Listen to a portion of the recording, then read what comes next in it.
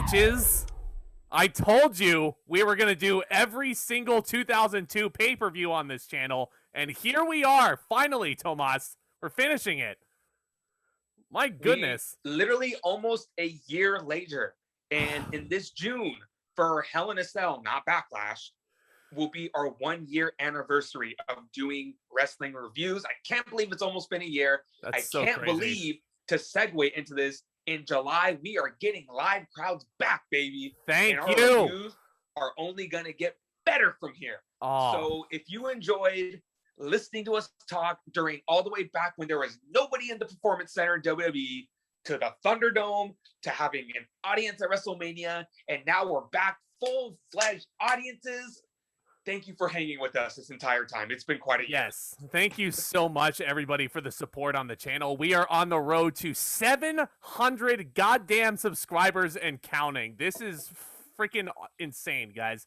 I am so floored by the support that we've gotten on the channel. So, if you haven't already, what the heck are you waiting for? There's a big red subscribe button down there. You can go ahead and smash it as much as you like.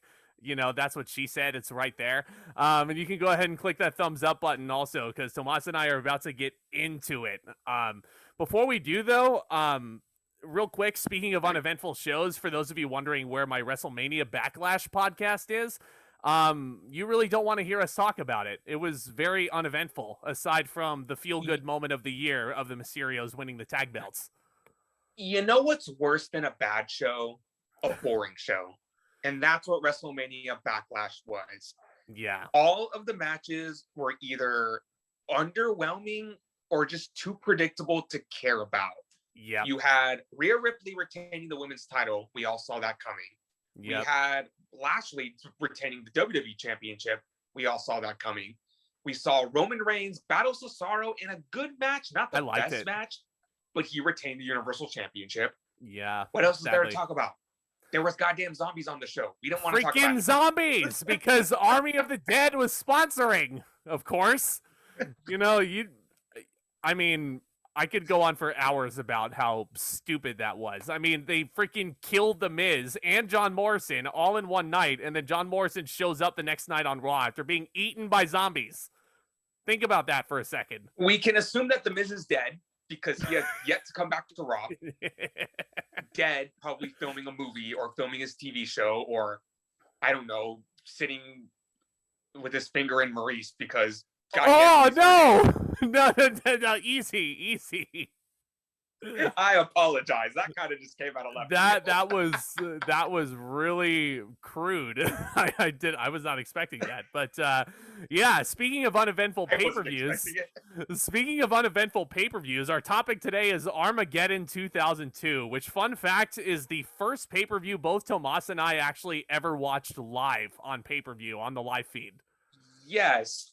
To go into a little bit of nostalgia, my favorite wrestler of all time is Shawn Michaels.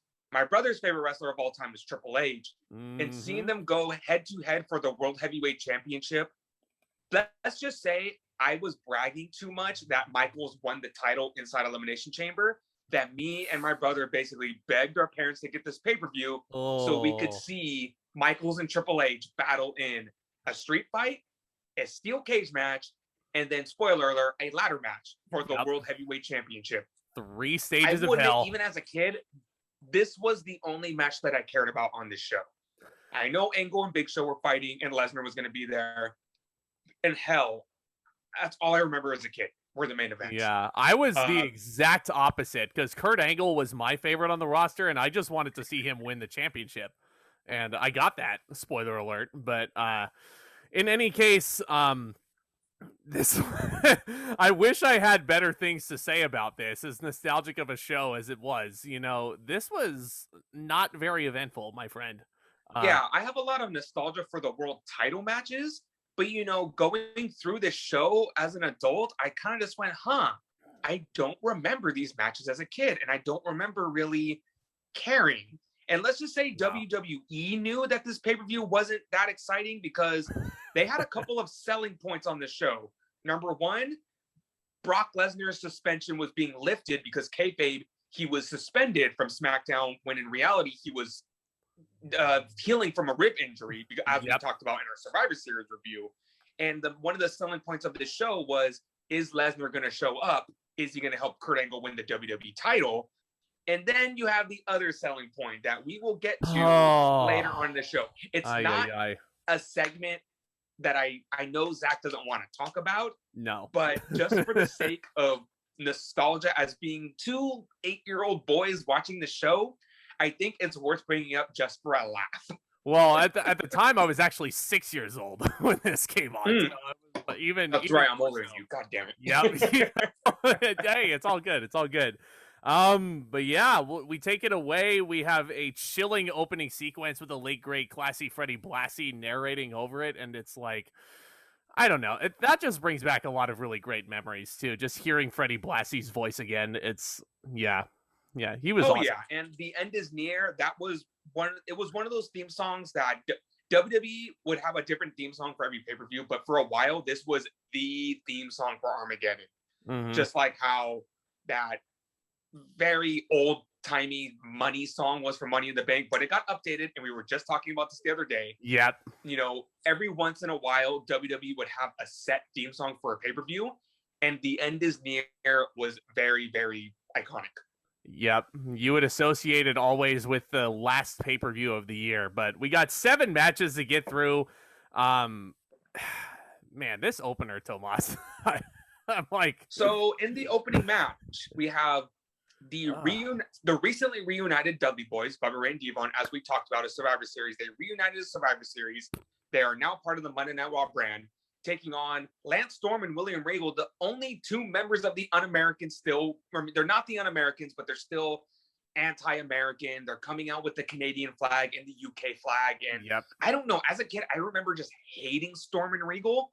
I guess WWE's propaganda worked. I hated them because they were from Canada and England. Good Lord. And Booker T and Goldust, the nostalgia team of the most nostalgic team that I have. That's not like, you know, the Hardys or the Dudleys that we've talked about a lot on this channel. Challenging Chris Jericho and Crispin in a fatal 4-way elimination match for the World Tag Team titles. Yes, this was a staple for the tag team division. I believe we got one of these at WrestleMania 18 as well for these same belts. Real quick, one thing I'd like to say about the Dudleys, they come out like on the network, it's the traditional Dudley Boyz music, but then I realized that they dubbed over their badass Bombshell theme song, which made me so sad. I'm like, if no one has ever heard the Bombshell Dudley Boyz theme, like, look for it on YouTube. I'm sure it's there somewhere deep in there. You're welcome. It's awesome. But I don't understand, because we've talked about this, and we'll talk about this with another theme song later on in the show. This was the era of badass trademark theme songs, and now, unless you grew up with these songs, you're not going to hear them, because they're all, you have 3 Minute Warning's theme song that's gone, you got Dudley Boyz' the theme song that's gone, you got a couple other theme songs that are gone. Enter Sandman. Talk about those damn Dudleys. You talk about those damn Dudleys, those damn copyright teams on WWE. Yep.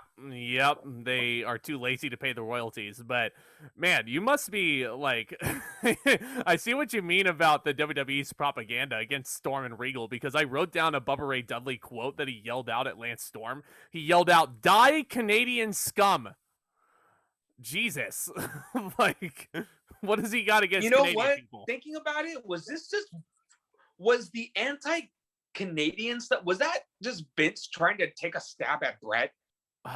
This is post screw job. This is like, I really hope not. 5 years after the screw job. Yeah, 5 years removed. You would think that Vince would have grown up a little bit by this point, but maybe not. Exactly. But I'm thinking about it. It's like, what's with all the Canadian hate? Because I don't know about you. I don't know any Canadians, but aren't they known for not being douchebags?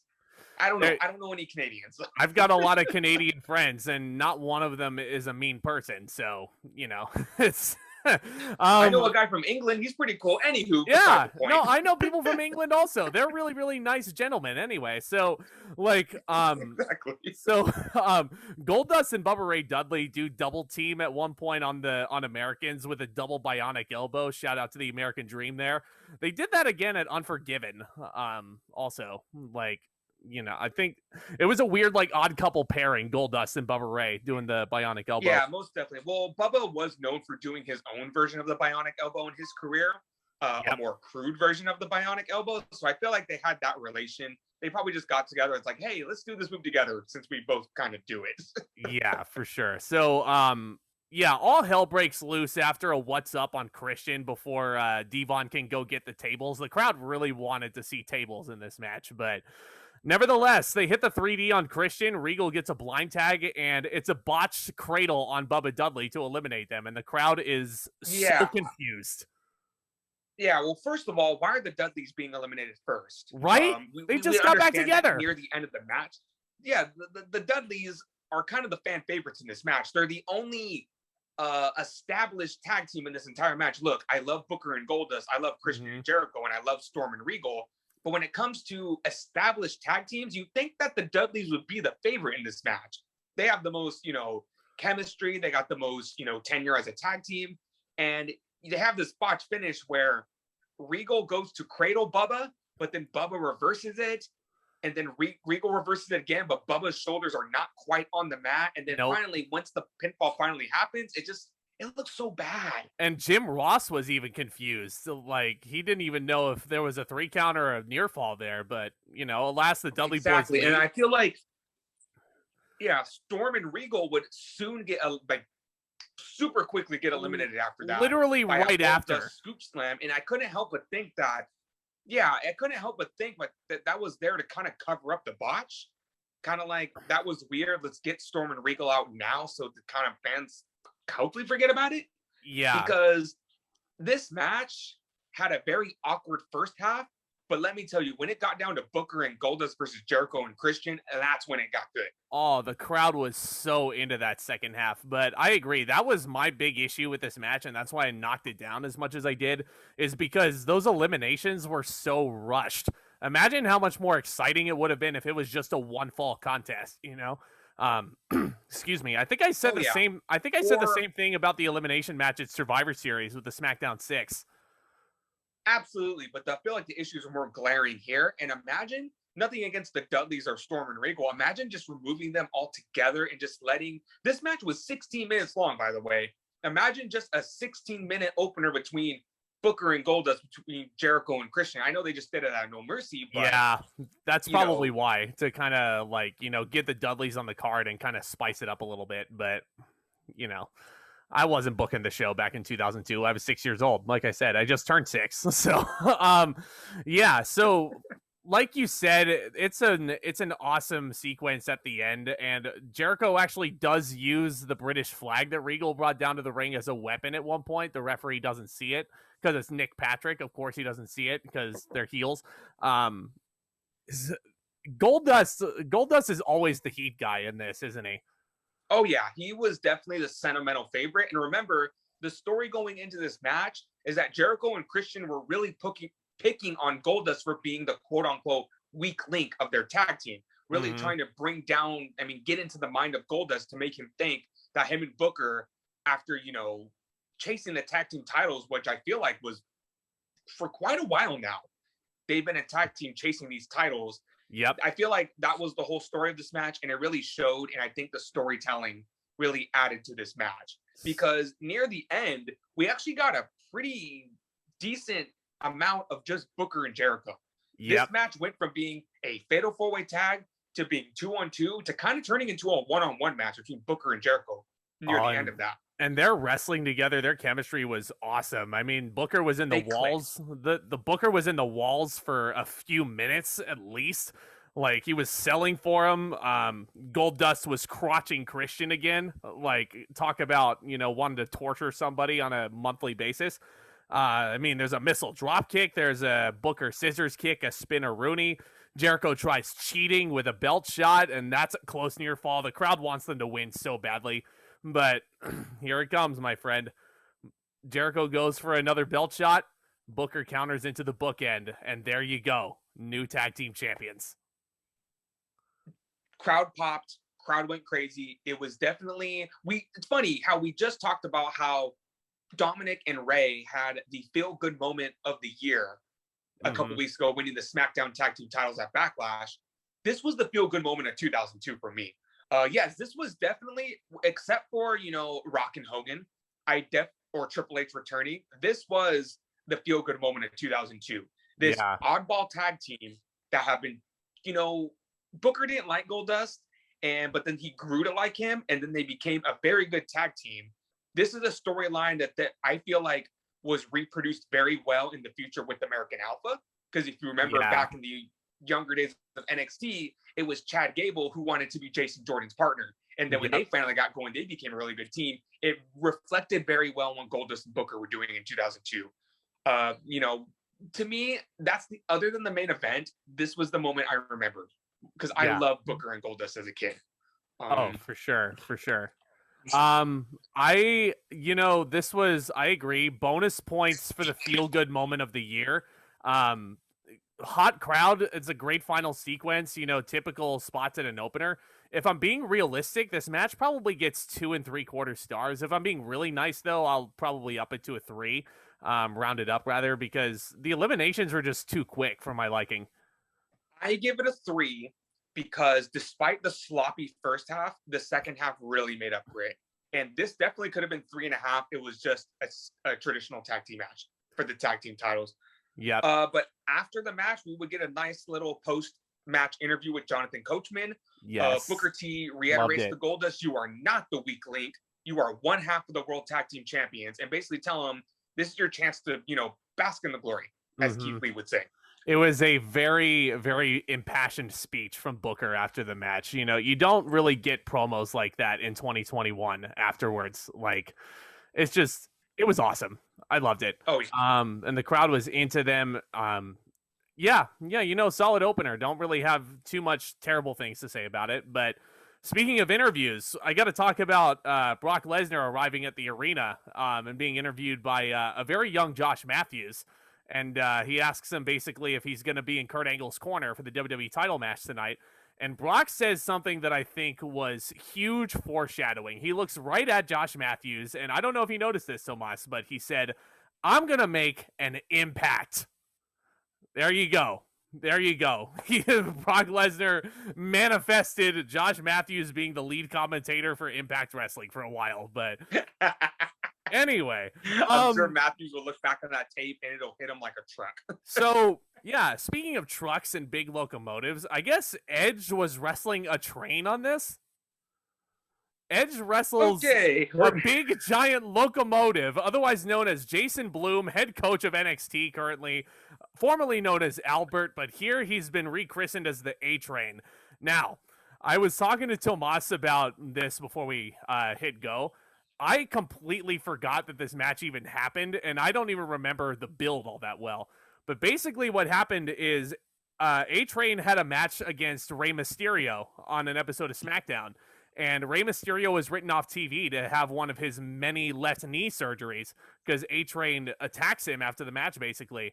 And this is basically a revenge match because Edge is trying to, avenge his fallen teammate, basically. So there you go. That's your build. And you want to talk about nostalgia as a kid? I remember the episode of SmackDown where A-Train changed his name because A-Train temporarily became a Paul Heyman guy because he joined forces with Heyman and the WWE champion Big Show. I remember A-Train and Big Show were going to be in a tag team match. I don't remember who was against. It may have been Edge and Benoit. It may have been Edge and Mysterio. But Heyman was hyping up A-Train in the back saying, here we have Albert, the A-Train. And Albert just goes, the A-Train. I like that. That's my name now. The rest of history. There you go. And we'll be talking about A-Train quite a bit. For some reason in my notes, I wrote down what number Durango when Edge came out. Number 95. But anyway, so Edge, I guess, is wrestling this match with a torn MCL also because, again, big part of the build is steel chair shots to the knee. This will be important for the finish. And immediately, right away, we get one of the big crowd chants directed at A-Train that I always remember. Shave your back. How insulting. I'm glad you brought that up because I remember the shave your back chants when he was Albert. And I remember this specific episode of Velocity where Albert was wrestling Crash Holly, and Crash came out with a backpack, and in the backpack, he had shaving cream and a razor, and he put the cream all over his hands, and he was prepared to shave Albert's back right there in the ring. Oh, good Lord. Yeah. I mean, I think there were some spots in this match that I think deserve a lot more credit than it's given. I mean, Edge hit, like in Edge's comeback, he hit a second rope Edge-o-matic, which I've never seen him do before. Or I don't remember him ever doing that. I mean, I've seen it, but I just all didn't jokes remember. aside, there's a reason why Matt Bloom is the head trainer of NXT. Yep. This guy knows how to work in the ring. For being a man of his stature, he moves about. He's very agile. Yep. He hits like a train, no pun intended. And he just had a big versatile of moves that made you like be afraid of this guy. And one thing that I don't think everyone appreciates is Albert selling. Yes. Because every time he would take a big hit, he would go, "Oh!" or "Oh!" And it really made you feel like you were in a fight with this guy. Mm-hmm. So I think him and Edge clicked very well in this match. And I was very much enjoying this match until the end.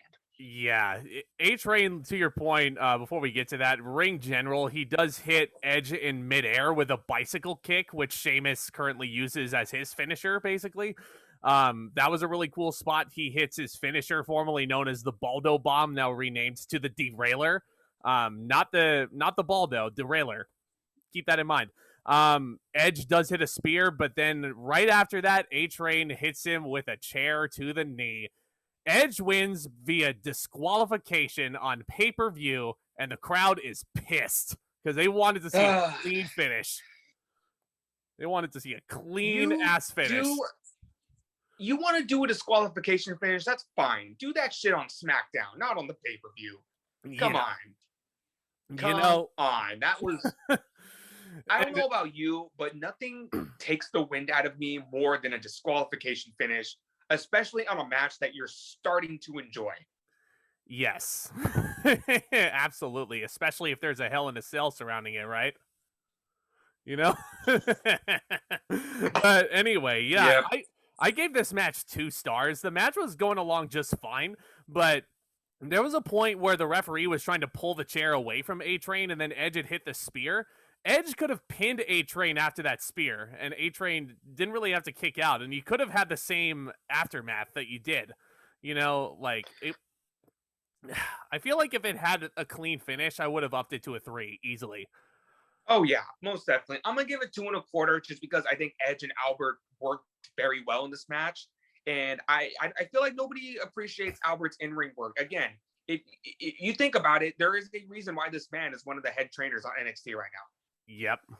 A ring general at 6'7" and 350 pounds. Probably lighter by this point in his career. But hey, you know, he's a big hoss. You know, he knew how to hurt people.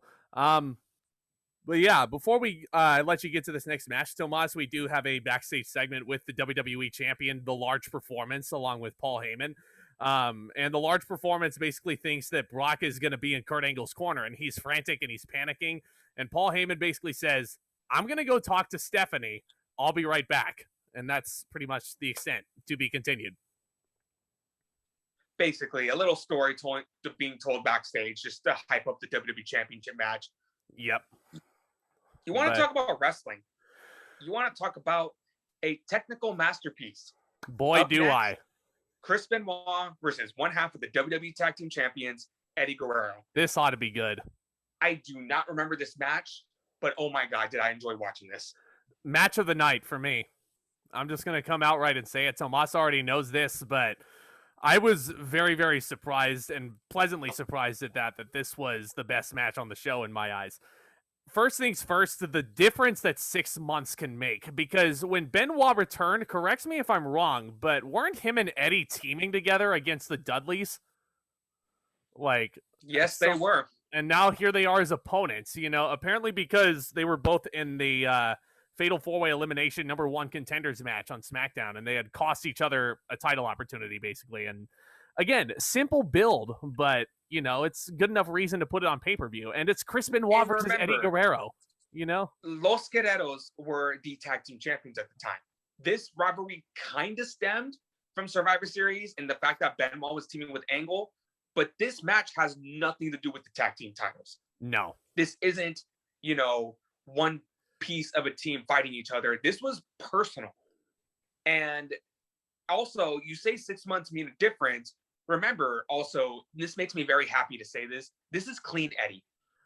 This is after Eddie got fired from the WWE. He's back. He's sober. He's better than ever. And it showed in the ring. Eddie Guerrero at the top of his game. You talk about just a technical masterpiece between these two guys. And I'm going to say this right now.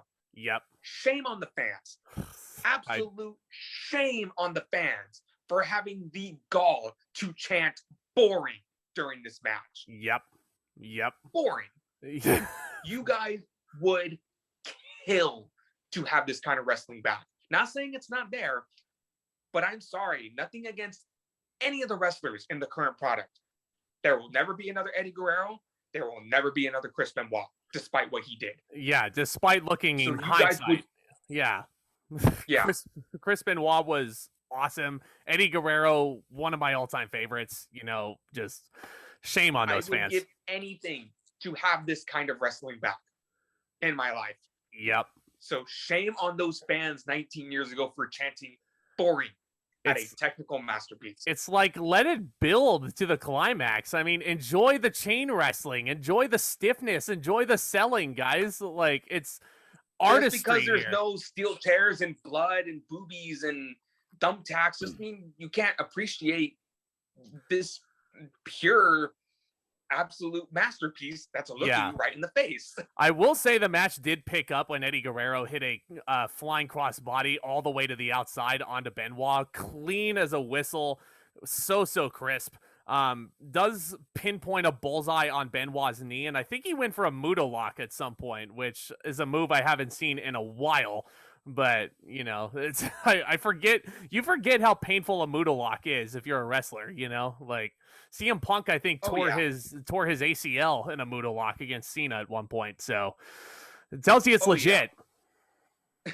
Also, the Guerreros, and this includes Chavo as well, who would get involved later on in this match. Yeah, Eddie and Chavo were the kings of zeroing in on a body part. Oh yeah. Yeah, that was my other thing. Did this match really need Chavo's interference? Probably not, but it makes sense given the context of what's going on in the product right now. I would have been more upset if Chavo would have caused the finish, but he didn't. No, he didn't. Benoit fought him off later on, and I must note that Benoit hit 5 German suplexes in a row on Eddie Guerrero. Not 3, 5 of them. My favorite part of that spot is that Benoit hit, I think, 2 Germans. He went on top. He went to the top rope for a flying headbutt. Eddie's like gingerly rolls out of the way, so Benoit hops off the top rope. And at that part, I was a little scared because I thought he botched something because he was holding onto his knee as he fell down. And then he noticed Eddie rolling away. He picks him up again and then proceeds to give him 3 more German suplexes, basically saying, "Oh, you want to roll away from my headbutt? I'm going to make sure you stay down now." Yep. 8 German suplexes on Eddie total. Eddie hit 3 German suplexes on his own also. Not quite the 3 amigos, but talk about a receipt there. He hits a perfect frog splash for a really, really close near fall. The crowd is into it at this point now. They're not chanting boring here, surely. Chavo hits him with the belt. The ref, of course, does not see it. Brian Hebner is preoccupied with something, and there is a very, very close near fall there, and the crowd is on their feet at this point. This match could have really gone either way. That's what I loved about it, Lasso from El Paso. Again, this is a move that is deep in Eddie Guerrero's arsenal. You would never see him use it as the WWE champion. Oh no. Love that move. It's so painful. Benoit vicious powerbomb hits the diving headbutt, which yuck in hindsight.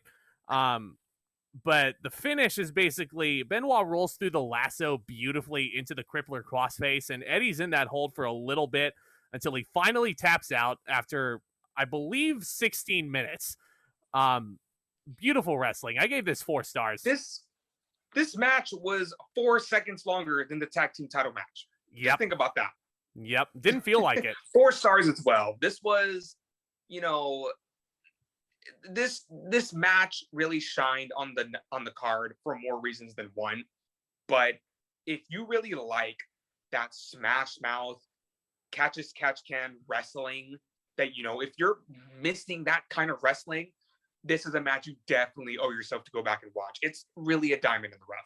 Yeah, it's a match that I don't think a lot of people remember. These two always knew what to do whenever they were wrestling each other, that I don't necessarily think they needed an agent to put it together. I mean, I'm sure they had help from like Dean Malenko backstage. I think Dean Malenko was a road agent around that point, but like those two, it reminds me of an interview that Chavo Guerrero had, and similarly, he would go into the ring with Chris Benoit and he would ask him, "Hey, you blank?" "Yeah, you blank it." And he's like, "Okay, yeah, I'm blank." And then they go like 15 minutes and put on a clinic with each other. That's how, that's how in tune Benoit and Eddie were with each other. You know, the fact that people keep saying that Benoit and Eddie were best friends, you know, that's not a gimmick. That was real life. No. They knew each other inside and out. So beautiful match. Beautiful match. I loved it. But again, did it need Chavo Guerrero's interference? Probably not. But like I said, makes sense given the context that Los Guerreros are the tag team champions at this point. But again, didn't play into the finish, so I didn't have too big of an issue with it. It's just nitpicking. Unfortunately, it all goes to shit from here. Oh, I'm sorry. It goes to shit for the most part. It really does. Armageddon indeed. God, this feels like Armageddon right now. God, that fucking segment, dude. Like, and it like, you know what's even more like, okay, I don't know if I really want to go into details about this Dawn Marie Tori Wilson segment, but like, if you don't want to, I will. I'll give a basic rundown. So if you have been watching SmackDown up to this point, you know that there has been a very, very weird storyline going on SmackDown involving Dawn Marie, Tori Wilson, and yes, Tori's real-life father in Al. May he rest in peace. Yep. I understand that Al actually had a very good time working with his daughter during this time. Oh, I'm sure he did. I'm sure. So good for them. We've talked about Tori in the past. I wasn't a fan of her growing up, but hearing her Hall of Fame speech, total 180. I love that woman. I would love to meet her one day. She is so motivational. Mm-hmm. And I credit Dawn Marie and I respect her for her contributions to the business. For people who don't remember, she was a valet back in ECW. She knows how to get hardcore. She knows the business. But they were involved, again, in a very, very distasteful storyline on SmackDown involving Dawn wanting to marry Tori's father, Al, who is old enough to be Dawn's father. Yep. And basically, Dawn Marie said she invited Tori to her hotel room and she was going to show the footage at Armageddon. Basically, WWE wanted you to buy this pay-per-view so you could see what happened in the hotel room. Like it or not, this is 2002, and sex still unfortunately sold for WWE. Yeah, again, I said this during the Unforgiven review. Did Vince McMahon, was he fully aware that the Attitude Era was over at this point? And like, you know, and unfortunately, this segment worked because you heard the crowd. Oh God! And Al Wilson, like, he finally said stop the footage, and he was the heel that night. Yeah, Al was the biggest heel of the night. Listening to the crowd's reaction to Al Wilson, you would have thought that he was like the top heel in the promotion. And I thought that was so funny because they started booing him and calling him an asshole, and I'm just like, Al just heel of the night. Yeah. You know, it's here on this channel, we try to keep it PG for the most part. So let's just say she shows the footage. Use your imagination. It's Dawn Marie. It's Tori Wilson. It's 2002. Most of you watching this probably know what we're talking about. Yep. Some adultery happens. You know, at this point, you got to look at Al and be like, Al, why are you okay with watching this woman basically molest your daughter. Yeah. Yeah. And then Dawn Marie totally turns it around on her. And I'm like, exactly. Like, she's a heel. This is so wrong. Like, she's molesting her. I'm sorry. So That's stupid. And like, given where it goes, they actually do have a match against each other at the Royal Rumble next month. So it's like, yeah, really? To lighten the mood, let me tell you how this went down as a child. So I watched SmackDown with my parents every single week, and they knew I wanted this pay-per-view. And when they saw this was advertised for the pay-per-view, my parents told me and my brother, when that segment comes on, you're going upstairs, you're closing the door, and we will let you know when you're allowed to come back downstairs. And I remember the segment came up. I didn't say anything because I'm sorry, I'm a little boy. And then my mom saw it and said, nope, you guys upstairs. Me and my brother went upstairs. We wrestled for a bit because, you know, we're all, there you go. We're watching a wrestling pay-per-view. We're watching a wrestling pay-per-view. Yep. We wrestled for a bit. The segment was over. We went back downstairs. The next match started. And for a few years in the back of my mind, I asked myself, what the hell went on during that segment? So when I was old enough to watch the DVD, I saw what happened and I was just like, oh, so that's what happened. Yep. Oh, what I would give to be a young, naive child again. I didn't, you know, it's funny because like I had this pay-per-view like recorded on an old VHS tape. You know, it was just a live pay-per-view feed basically. And I noticed a weird little jump cut in between Benoit and Guerrero in the next match we're going to be talking about. I was like, huh, okay, that's interesting. You know, me, naive child. And I was like, oh, that segment happened on Armageddon. Was there a parental control, or did your parents just like stop taping it when that happened? Hell if I know. I think they just like stopped recording, but but I mean, hey, it saved me from watching a shitty booked segment. So thank you, Mom and Dad. Oh God! Again, this was WWE just wanted people to buy the pay-per-view. So if they put two women kissing on a pay-per-view, they knew it was going to sell, and unfortunately, sex still sold in 2002. And unfortunately, this storyline must continue. Stay tuned for the Royal Rumble podcast, ladies and gentlemen. But unfortunately, the next match is not that much better. Speaking of shitty segments, we have the Big Red Machine Kane going one-on-one against a very young Batista with his scary-ass early theme, which I find very underrated and a hidden gem. I love Batista's first theme song. Batista, of course, is accompanied to the ring by Nature Boy Ric Flair. You would expect a big hoss fight. If this were 2008 Kane versus 2008 Batista, this would have been a much better match. But unfortunately, Batista, you could tell, was very green, and I feel like they definitely overexposed him in some facets. Like, they put him in the ring with Kane in hopes that Kane would make him look good. Yeah. But oh, how have the mighty have fallen. This was at the point where Kane's momentum was dead. Yeah. From the Triple H feud. And he was relegated to putting Batista over. And this match was just boring. Yeah, it really was. It was slow. It was plotting. The only thing... Bless Kane's heart. He really tried his best to make this kid look good. But, like, I mean... I always say the only thing worse than a bad match is a boring match. And this match was boring. It was not only boring, but it was just not good. I mean, the most entertaining thing about this match was just Ric Flair's shenanigans on the outside. You know, he was telling the referee, I don't remember who actually officiated this match, but he wanted the ref to count faster. Flair was trying to sell for Kane, and I was like, why wasn't it just Kane versus Flair?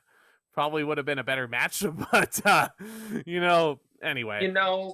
For as bad as this match was, you got to admit, Batista was surrounded by the best company he could have been surrounded by. Oh, yeah. He's being managed by Triple H and Ric Flair, and he's working with Kane.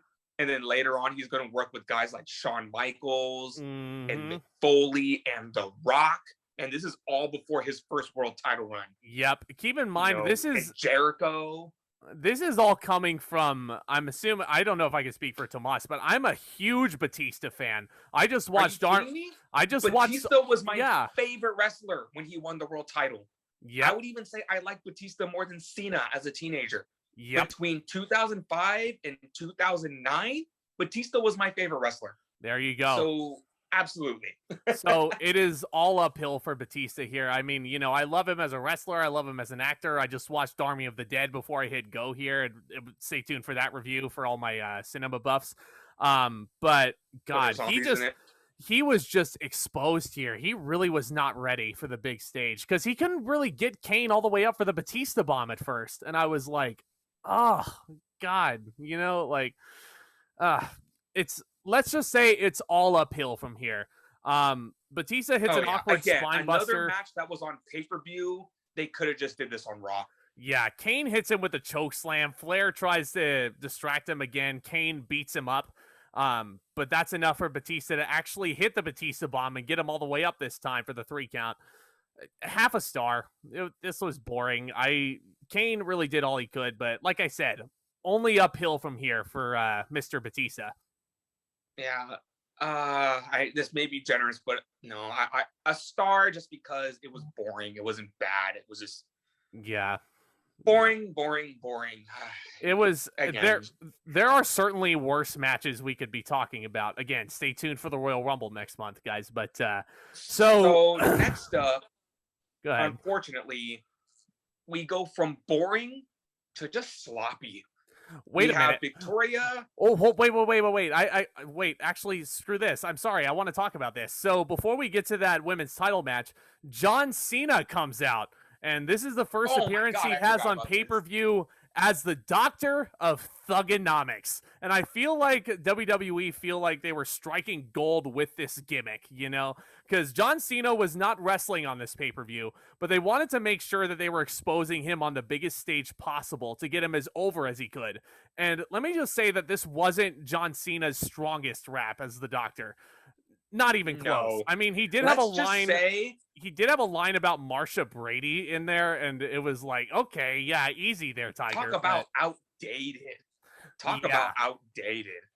And you have you know, I think this isn't a fair comparison, and I shouldn't be doing this, but after hearing Max Caster's raps on AEW, I was kind of watching this just like, Cena, I know you're the guy who probably inspired Max Caster to take on this gimmick, but that was not fun. Yeah, one of his best lines was about his heater, Bling Bling Buchanan.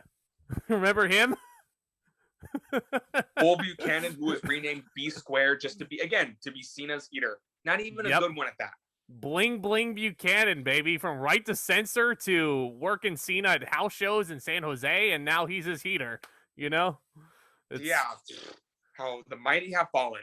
Exactly. Now, okay. Sorry to cut you off there. I just wanted to talk about that. No, you're good. I forgot about that. Victoria, fresh off her very big win at Survivor Series in a hardcore match for the Women's Championship, defends her championship against Jacqueline and Trish Stratus in a triple threat match. The story is pretty simple here. Victoria is beating the hell out of the women's roster as she has been. She gets in Jacqueline's face. Jacqueline gets a pinfall victory over her. And I'm watching this thinking, what is this, 2021 booking? Right. Am I watching a 2021 episode of Monday Night Raw? You have your brand new champion who's being booked like a psycho bitch. Yep. And you're having her lose on Raw? Come on. If you want to get a triple threat match, there's an easier way to do this. Like, you know, Victoria should not be getting pinned. I know you have to have Trish Stratus in there because obligatory rematch. Yep. And then you have Jacqueline in there who, yes, she's fantastic and she's a fan favorite, but you can get her in there another way. Well, Trish was always in the women's title matches, it seemed, in 2002, 2003. One other thing I wanted to ask you, Tomas, where the hell is Victoria's awesome theme music? Edit it out because she was using that awesome song by Tattoo. Freaking loved it. Like, it fit her character so well. And now, you know, the network on Peacock freaking dubs over all the freaking lyrics that I would sing. I'm not even joking. You know, I would sing that song. Screamed early 2000s. Yep. That song screamed early 2000s, but it's such a bop. It really was. And her theme song was such a reason why I look forward to watching her wrestle. There you go. But I mean, I didn't really think this was as sloppy as you were making it out to be. I mean, there was some nice maneuvering throughout. I mean, there's a nice maneuver out of the Stratus faction. Jackie has a couple of nice moments thrown in there. Trish does take a couple of nasty, awkward spills to the outside, and it's like, good lord, this girl's gonna hurt herself. But thankfully she was okay. 3 straight chick kicks on Victoria, and I'm like, yeah, you're booking Victoria like a monster psycho here. So yeah. I just feel like the sloppiness really came at the end, but also at the same time, I'm not trying to blame too much on the workers because what can you do when you're given less than 5 minutes to work a triple threat match? Yeah. When you have less than 5 minutes, you're probably just trying to get all your shit in. And if it doesn't look the best, it's probably because, again, you're rushing it. Yeah. And there was a little bit of there was a little bit of a miscue there. Also, I think Trish was pinning Jackie after a chick kick, and Victoria was supposed to save it, but the ref stopped counting at some point. And I'm like, that's where the sloppiness really came in. And Victoria, she capitalized, and Jacqueline was there just to take the pin. Yeah. Gee, does that look familiar? Drew McIntyre, Braun Strowman, and Lashley. Again, I felt like I was watching a 2021 episode of Raw, watching this match. A star and a quarter. It was nothing there. Not their fault. Just when you're given less than 5 minutes for a triple threat. Right. I gave it a 1.5 stars. I thought it was fine, but again, to your point, it was too quick for me to really get into it because, like you said, less than 5 minutes basically. So if not a little bit longer than that, a hair longer.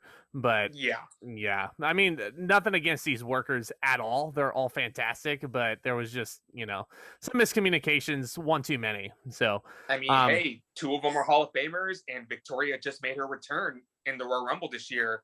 WWE's looking to put her in rather soon. Yep. So, okay. Next up is the match that I was looking forward to the most. I alluded to this at the beginning of this podcast. The Big Show defending the WWE Championship against my favorite wrestler growing up, Kurt Angle. Now, Kurt Angle had won a fantastic Fatal 4-Way Elimination match on an episode of SmackDown prior to this. I believe it was Edge, Benoit, and Guerrero. Angle basically won that to become the number 1 contender because Brock was kayfabe suspended at this point, but right before this pay-per-view, Stephanie lifts the suspension, and Brock is going to be at Armageddon in some capacity. And because of Angle. Don't forget that. Angle was the one. Yep. Kurt Angle convinced Stephanie to do it. And Kurt is a very, very strong babyface here. He's taking no prisoners. Very, very brief little babyface run for Kurt here. Right before the match, actually, he's backstage in the locker room with Brock Lesnar, and he shows him the ending to the Survivor Series match that we talked about on the VHS tape. He puts it in, and then Angle and Big Show were still both technically heels, but Angle was definitely the face in this feud. But you got to admit that's still some heelish tactics right there, trying to skew Lesnar's, into his side, because Angle was thinking, the Big Show, is big. He's a monster. If he can get Lesnar to do the dirty work in this match, that's kind of a sneaky heel, chicken shit thing to do. Yeah, that's very true. Angle's being smart. Angle's being very smart in this feud. I'm just saying he was babyface because the crowd was all in and behind Kurt Angle. They wanted him to win so badly. Is definitely the lesser of 2 evils. Yeah. So the one thing I actually really respected about this match is that Angle was forcing Show to wrestle, and I'm sure these two it's well documented. These two are close friends in real life. I think they were traveling buddies for a time too, but he's forcing Show to lock up with him, and Show's like, hitting suplexes on him. And I'm like, this is a very different match than I'm used to seeing from the Big Show, like if he's going to be Angle the WWE champion, basically. If he's a WWE champion, if you're going to wrestle Kurt Angle, you're going to work. Yeah, and especially if you're the WWE goddamn champion, I mean, you should expect to wrestle at some point, and not just be the giant. And Show was doing typical giantism things, like dunking Angle with one arm over the top rope and everything. So this wasn't a bad match. No. I actually very much enjoyed this match. I did too. I have 2 very glaring issues with the dough. Go ahead. Number one, overbooked. Oh, yes. Oh yeah. The ending is so fucking overbooked, and I get it. I could have. Why it had to be that way, but god damn. I Pull could it back a little. There was a little too much. I was a little overwhelmed by the end of this match. I could have sworn Vince Russo booked this match. I could have sworn Russo. Yeah, because it was a good match, and then in the end, you got ref bumps, you got interference, you got chair shots, you got championship shots. Yeah, basically everything except the kitchen sink. I was expecting, 3 or 4 wrestlers to jump in there, and there to be a near fall, and I expected the Big Show to get the pin, and then Stephanie come out and reverse the decision, and then but none of that happened. But too much. It was damn near close to being. It was kind of an overbooked mess by the end of it. It was. Before I go into detail about the overbooking, I should note that there were USA chants in the crowd. Let me remind everybody that the Big Show resides from Florida, in the United States of America. There are only Americans in the ring. Like, Jesus Christ. Again, WWE's weird blind patriotism that makes fans not realize what they're saying.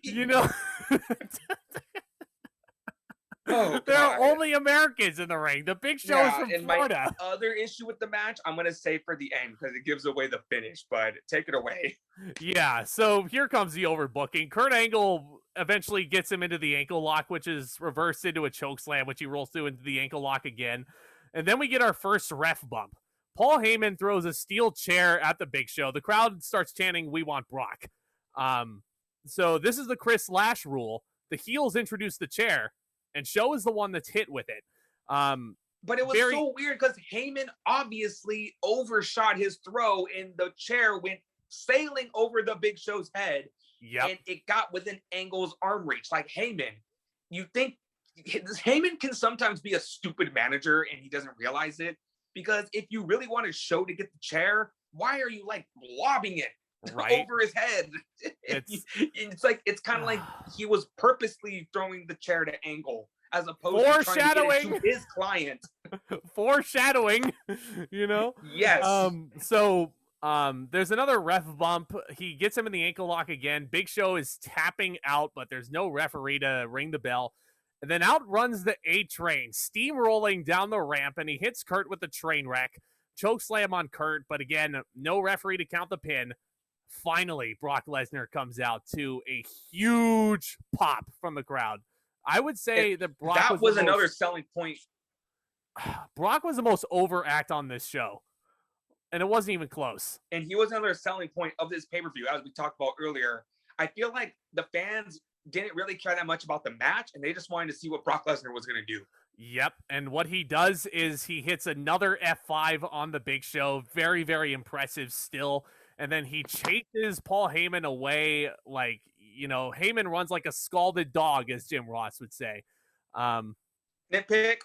Yeah, go ahead. You mean to tell me that the Paulrus, Paul Heyman, can outrun Brock Lesnar? Well, I mean, he chased him backstage, evening the odds. I mean, I'm assuming you mean to tell me backstage. That Brock Lesnar, the 6 foot tall, almost 300-pound juggernaut who used to play football, who is a NCAA champion, cannot chase down this short, stout little man? Yep. You mean to tell me that? Yeah. I'm sorry. I saw that. I saw that and I was like, Heyman shouldn't have made it past Gorilla before Lesnar would have gotten a hold of him and broke him in half like a twig. I'm sorry. Yeah. If it was a wrestler, I'd get it. But this is Paul Heyman we're talking about. You're using logic. You're using logic. But all things considered, Kurt Angle crawls over and pins the Big Show, and for the third time in his career, wins the WWE Championship. This was a very nostalgic moment for me as a huge Kurt Angle fan. I'm going to give it, overbooked is all hell, but all things considered, I thought it was pretty good. I gave it 2 3/4. I mean, again, he made Big Show wrestle. So, definitely the match itself gets 2 3/4 stars. My other issue with this match is, can you say transitional champion? because Big Show. Yep. the Big Show went from being this poor guy. overpowered monster who took the Undertaker out of commission, who injured Lesnar to the point where he could beat him for the championship. He's the first one to pin Brock Lesnar, and he's kind of on top of the world. And this is when you realize, oh no, they put the title on Show just because Lesnar was injured. Now they had to get the title on Angle, and this is where the real build begins. There you go. But it just sucks. It just sucks that it had to go down that way. I know, poor Big Show, but there is true emotion and elation for Kurt. Seeing as how this is the final pay-per-view of 2002, I'd like to make a case for something real quick. So I know like all the year-end awards out there back in 2002 had Brock Lesnar as their superstar of the year. I wouldn't put Brock Lesnar that high on a pedestal, as great of a rookie year as he had. But do you know who my 2002 superstar of the year is, Tomas? Kurt Angle. Kurt Angle himself. And you want to know why, ladies and gentlemen? It's because Kurt Angle was always at the top of the card. He always had the important storylines on TV. And if you look back at all of our podcasts, if you look back at all the 2002 retros that we've done, Kurt Angle has consistently either had one of the best or the best match on the card. He was having, he was on the roll of his career around this point, and when he you caps can it have off. good matches, when you can have good matches with Big Show and Hulk Hogan, that says something. And with Kane also at WrestleMania, that is an underrated match that, like I thought Tomas was going to hate when we did that back in, whenever we did that. But yeah, that's not just bias as a Kurt Angle fan too. I love the man, but 2002 was his year. No doubt about it. Brock Lesnar, as great of a year as he had, where was he on the road to WrestleMania? That's why. Nowhere. Kurt Angle was around all year. Nowhere. All year long was Kurt Angle. So, yes. There you go. And here we go. The main reason why I bought this pay-per-view as a kid, Shawn Michaels defending the World Heavyweight Championship against Triple H. 2 out of 3 falls match. The first fall is a street fight. Again, dating back to SummerSlam, my favorite match of all time, Triple H and Shawn Michaels, street fight, into a steel cage match. And if necessary, the match that Shawn Michaels made famous in the USA, mind you, the ladder match. Yep. Wow. You don't see matches like this anymore. You don't see a 3 stages of hell match that often. No. Not only that, you don't see a match. Just thinking about that now, you will never see a match all in the span of almost 40 minutes. That's insane. Yeah, it is. But that actually brings up my nitpick that I have with this match. Imagine how much better of a story this match would have been if they had just used one stipulation. Because that was one thing. Unless you were the street fight, every other stipulation was rushed. And I think we'll get to that as we, go through our notes here. But, that's the big thing that I noticed. The steel cage match, it felt so rushed. I don't know. Most of the work was done in the street fight. And in this match, the bulk of the storytelling was done in that street fight. And, oh, my God.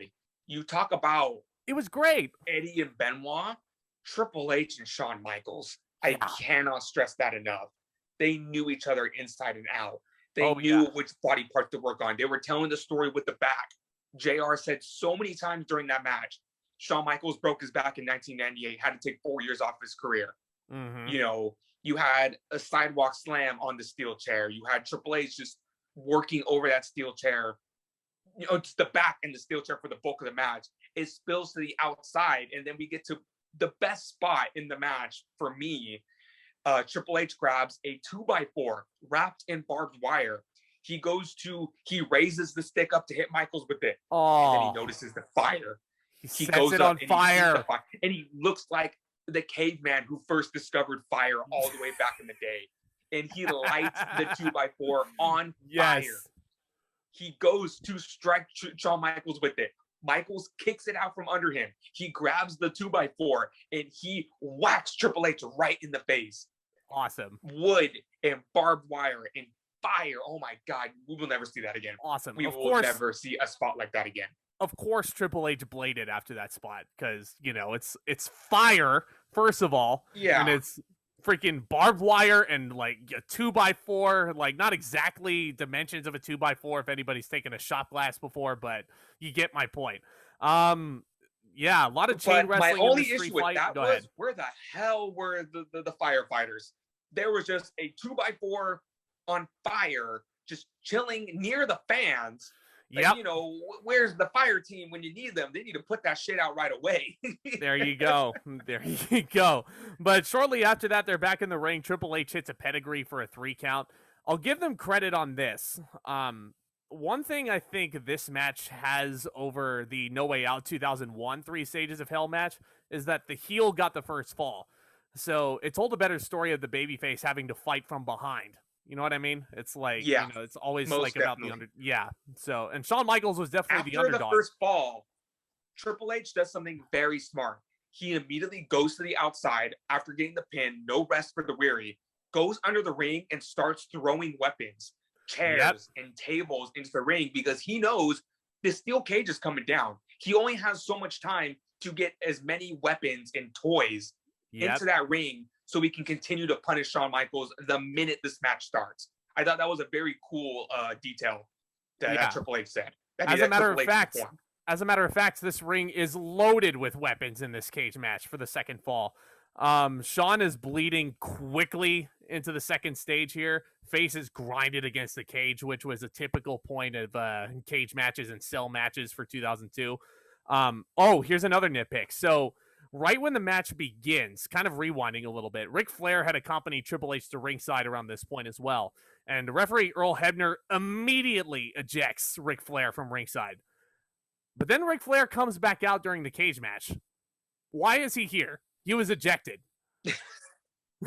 I mean, it's no disqualification. I guess the referee, it was pointless to eject him in the first place. Yeah, what's the point of ejecting him then? Like, if it's no disqualifications. Like, and Flair is outside setting up the table tower. You know, 2 tables right next to each other, stacked on top. You know, I wonder what he's setting up here. Shawn Michaels hits an elbow drop. Flair gets into the cage somehow. And of course, because he's Ric Flair, he is bleeding inside the cage. You know, he has to do a NWA style blade job. Shawn Michaels hits a sweet chin music on both of them. And then he thinks better of the sweet chin music. He doesn't think that'll put Hunter away. So he goes up to the top of the cage, cross body through the table. That was awesome. And Shawn Payne. That was scores another moment that's just like burned into my memory. And of course, that was the fall that Shawn Michaels got. So I love that. And then we move on to the ladder match. Was there any doubt? And yeah, not much to this ladder match, but 8-year-old me was just Stop right there. Stop right there. Not too much to this ladder match. That's my problem with this main event here. Because, like, imagine if they had a 30-minute clinic in the ladder match. Like, that's a 5-star match right there. But they were only given, like, what, 10 minutes to work with this ladder match? Like, yeah. I don't know. The bulk of this story was told in the street fight. Which they already did at SummerSlam, mind you. So we had seen them do a street fight before.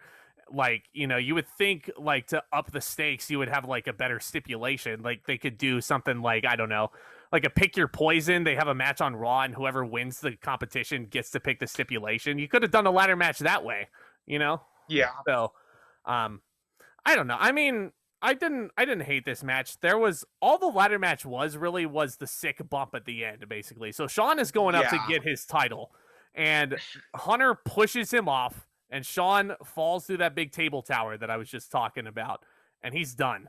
So much to Tomas's dismay, I'm sure Triple H climbs the ladder and regains the World Heavyweight Championship, my friend. Get used to that.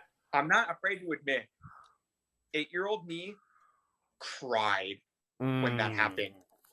26-year-old me is still not over it. Yeah. I get it. I understand why they did it. I'm still not okay with it. I'm still not okay with Shawn Michaels coming back. Me falling in love with him. him winning the World Heavyweight Championship in the first ever Elimination Chamber match, in the main event, pinning Triple H, just to drop the title 3 weeks later. That's right back to Triple H. Nice Peanuts impression, by the way. But like, it's like, you know, this is a sight we should get used to seeing with the Reign of Terror. I mean, I should have known better as a little kid. Like, you know, now let's pull back the curtain a little. I understand why this happened. Shawn Michaels, basically, when he broke his back in 1998, he had to look himself in the mirror and say, I'm a terrible person. I have been a horrible person these past 10 years. I need to change my life. Or someone is going to kill me. Or I'm going to do something to myself that's going to result in my death. Yep. You know, don't want to bring this subject too much into this podcast, but he found God. Yeah. He turned his life around. He became a better person because of that. And when he came back into wrestling, he told Vince, I'm not here to be the spotlight anymore. If you want to give me the championship for the rating, go ahead. I'm going to drop it the very next pay-per-view. Yeah. Because my time as the champion is over. I've already stepped on toes. I stepped on necks. I stepped on throats. This was a brand new Shawn Michaels, and he was done taking from the business.